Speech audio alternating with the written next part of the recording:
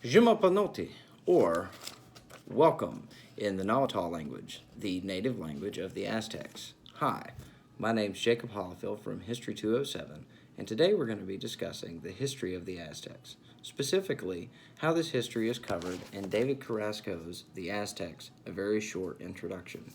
Carrasco gives a very comprehensive view of a history that has captivated the imagination and admiration of people for hundreds of years.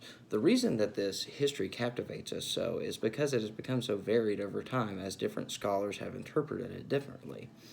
Now, the original records that we have of the first interaction from the modern world with these native people come from the Spanish, Hernan Cortez and his soldiers on expedition, who discovered this amazing sprawling city and give great descriptions of the architecture of causeways over water and massive temples and monuments and lots of gold and jewels and feathers.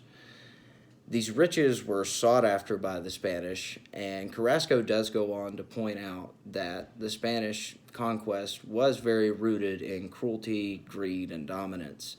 The Spanish did force the natives into cheap labor in an effort to be able to get wealth from them in the form of gold or any other goods that they could get.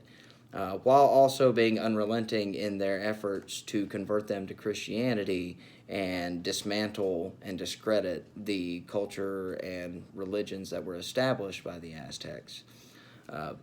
There was an equal amount of marvel and fear in the Spanish interpretation of the Aztecs because they did revere this amazing complex society, but they also had a level of fear because they believed that there was human sacrifice and cannibalism in their culture. This is also directly tied to the fact that the Spanish saw them as savages due to the fact that they were not Christians. Now, the view of their complex society was held until about the beginning of the 19th century when a scholar would dispute it by the name of Lewis H. Morgan.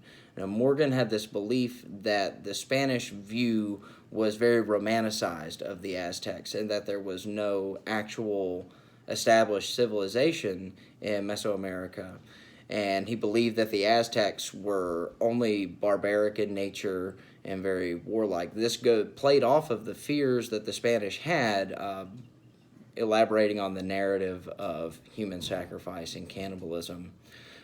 Morgan's narrative was destroyed, though, in about 1925 when discoveries of very early urban settlements were found in Mexico that discredited his beliefs and did establish that there was the set of an early society much more complex than it was believed to have been had.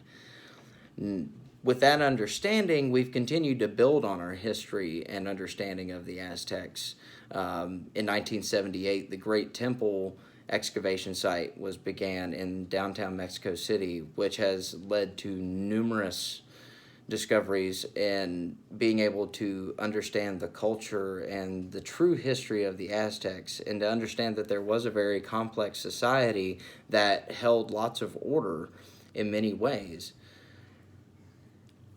The history has been preserved over time as the Nahuatl language, which I opened with in this video, has continued to be learned by other people.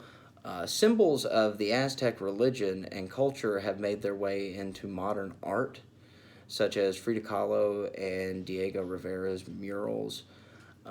Many symbolisms of the Aztecs are found there. There's a very strong culture now in Mexico of people that are proud of their ancestry of the Aztecs and continue on with many of their rituals and discussing their stories and keeping the history alive.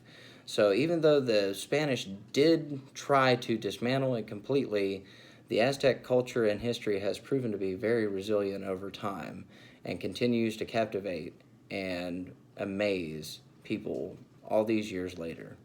Thank you very much.